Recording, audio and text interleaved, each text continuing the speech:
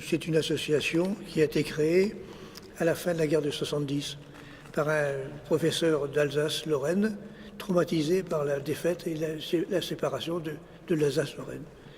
Et donc c'est une association qui a un caractère particulier, puisqu'en fin de compte, elle comporte des hommes et des femmes de bonne volonté qui sont intéressés par la recherche et l'entretien des tombes. J'aime bien qu'il y ait également des femmes dans notre association, parce que les femmes ont cette caractéristique, c'est qu'elles ont un meilleur œil que les hommes, elles voient les différentes choses, alors que les hommes souvent ne voient pas les difficultés. Et donc elles ont l'avantage de découvrir des choses. Et donc c'est très intéressant, puisque en fin de compte, nous ne sommes pas une association d'anciens combattants. Nous sommes une association de gens volontaires pour entretenir les tombes des gens morts pour la France. Et nous avons une deuxième mission, bien sûr, qui est de faciliter et de faire progresser la mémoire des événements auprès des jeunes générations, de manière à ce qu'ils n'oublient pas les sacrifices des anciens combattants qui sont morts pour leur liberté. Notre association, sa caractéristique, c'est d'être vigilant. Vous voyez. Donc en fait, c'est tant qu'on sera là, on devrait avoir un œil, et donc il ne devrait pas y avoir de soucis pour ces monuments. Bon, est-ce que l'association disparaîtra? Alors, tout est possible. En fin de compte, elle devrait ne pas disparaître, parce qu'en fin de compte, elle n'est pas rattachée à un événement. Et nous ne sommes pas des anciens combattants de la guerre de Corée ou d'Indochine.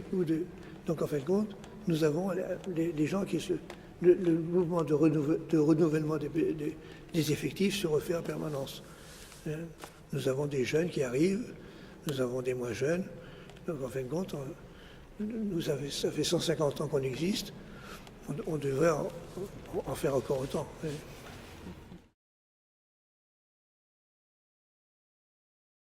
Au niveau du département, par exemple, nous entretenons 2500 tombes que nous fleurissons au 1er novembre, tout spécialement.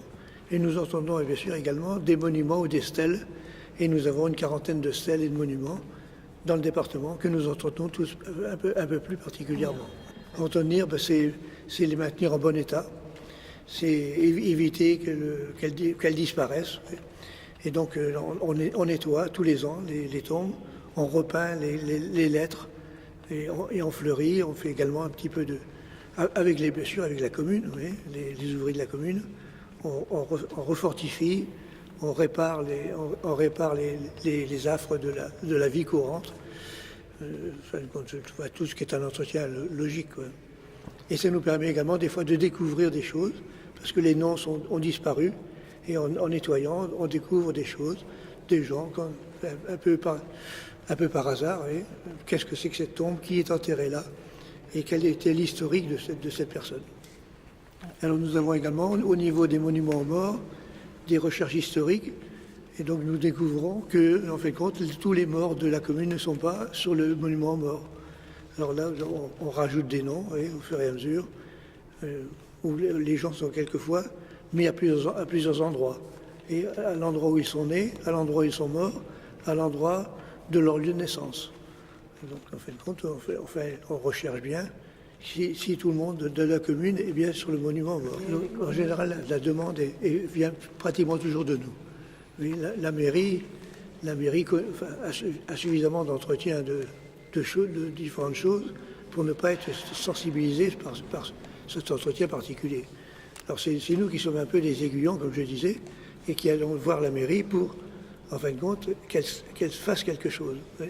Alors nous avons un moyen de pression, c'est que nous avons également un financement qui vient des cotisations des adhérents, qui vient de la quête du 1er novembre ou de différents legs, et avec cet argent, nous investissons, nous promettons à la mairie une certaine somme en disant « moi je peux vous donner 1 000 euros, 2 000 euros, est-ce que vous pourriez mettre quelque chose de manière à faire que ce monument soit bien entretenu, ou que le carré militaire soit bien entretenu ?»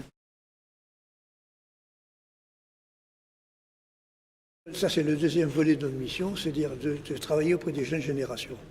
Alors la jeune génération, elle est moderne et elle bouge. Autrefois, on ne bougeait pas de son village. Maintenant, vous voyez, les classes de 3e, c'est leur programme. Et donc nous montons également des voyages, comme à Verdun, à Paris, sur place de débarquement, à Saint-Marcel, au maquis de Saffré, au maquis de la Bretagne, de manière à ce que les jeunes voient les choses sur le terrain. Oui. Donc en fin de compte, cette année, nous avons organisé 3-4 grands voyages à Paris, à Verdun, sur les plages du débarquement pour des classes. Oui. Alors également, nous avons des petits fascicules que l'on donne aux enfants, oui, qui sont un petit peu un résumé de notre action, oui, sur la guerre de 14, oui, des petits dessins. On les sensibilise, on fait également des conférences, des interventions, oui, des interventions dans les classes de 3e et 4e et 3e, dans les collèges, dans les lycées. Et puis, nous emmenons également à l'Arc du Triomphe, oui, pour réallumer la flamme, réactiver la flamme. Donc ça, c'est toujours très particulier parce que c'est quand même une cérémonie qui prend énormément au cœur.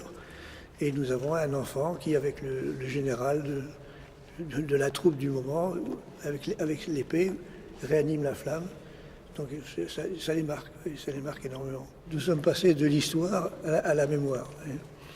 Donc la mémoire subsistera. Si elle ne subsiste pas, c'est la fin de la culture française. Donc en fin de compte, je ne pense pas que nous perdrons, que la mort du dernier poilu engendrera une évolution défavorable de la mémoire. Et moi, je trouve même bien au contraire, je trouve qu'il y a un effort particulier d'éducation nationale sur ce devoir de mémoire. Et donc, en fin de compte, ces petits livrets, les conférences que l'on peut faire, les voyages que l'on peut faire, par rapport à mon époque, où on ne bougeait pas de l'école, c'est caractéristique, c'est beaucoup plus actif, et les jeunes reviennent enchantés. Pourquoi on a besoin de monuments aux morts, qu'ils soient peints ou pas peints? Le monument est un lieu où on se raccroche. On se raccroche au moins une fois par an pour le 1er novembre, pour le 11 novembre. C'est un lieu caractéristique où se trouver, vous voyez, où aller. Votre question me rappelle quelque chose. À la clairière de Rotonde, où l'armistice a été signé, il n'y avait pas de monument. Et le président animateur et directeur de cette clairière me dit, auriez-vous un monument? Et je cherche quelque chose pour fixer un lieu de rendez-vous. Et alors, par chance, nous avions la démolition du Metz de Nantes. Et dans le Metz de Nantes, il y avait un menhir. Donc j'ai fait démonter le menhir et je l'ai emmené à Rotonde. Donc maintenant, les gens se regroupent autour de ce menhir. Et donc, ils ont un point d'accroche. Et c'est important, vous voyez, quand on fait une cérémonie. Nous avons également à Ancenis un lieu de mémoire dans lequel il y a 3 monuments, d'ailleurs. Parce qu'en fin de compte, il était fait dans la vieille caserne de Rouen, où il y avait le 64e régiment d'infanterie. Et donc, dans cet espace a été fait un lieu de souvenir, vous voyez, avec un monument classique, l'ancien monument, un monument plus moderne et puis un monument de la Croix de Lorraine. Donc en fin de compte, également, maintenant toutes les cérémonies se passent dans ce lieu. Ça c'est sûr qu'on a besoin d'un point de fixation, un lieu de rendez-vous. Sinon, en fin de compte, on est un peu dispersé.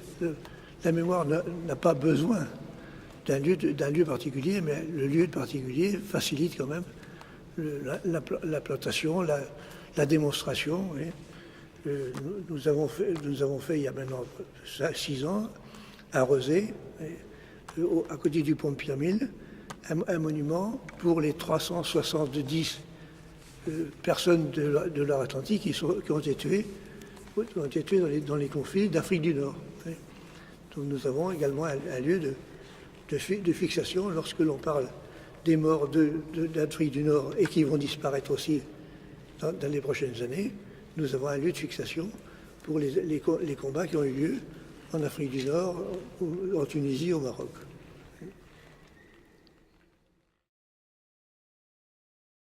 entre 1918 et 1925, sur les 36 000 communes de France, il y a eu à peu près 30 000 monuments aux morts qui ont été créés.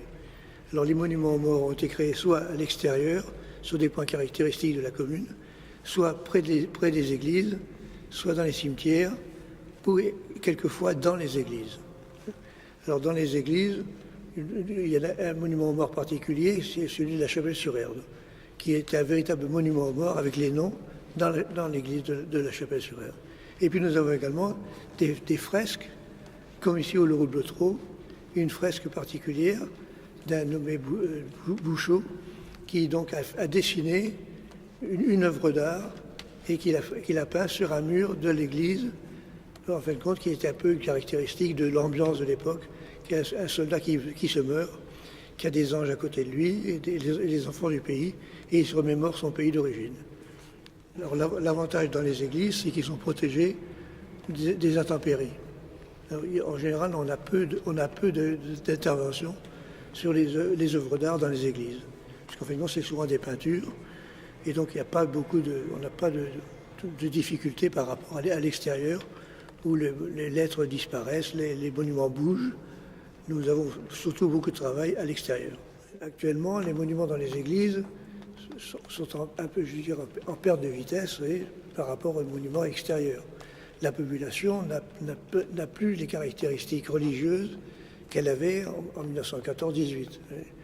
Donc en fin de compte, je pense que la population voudrait un monument externe à l'église, parce que tout le monde ne rentre pas dans l'église.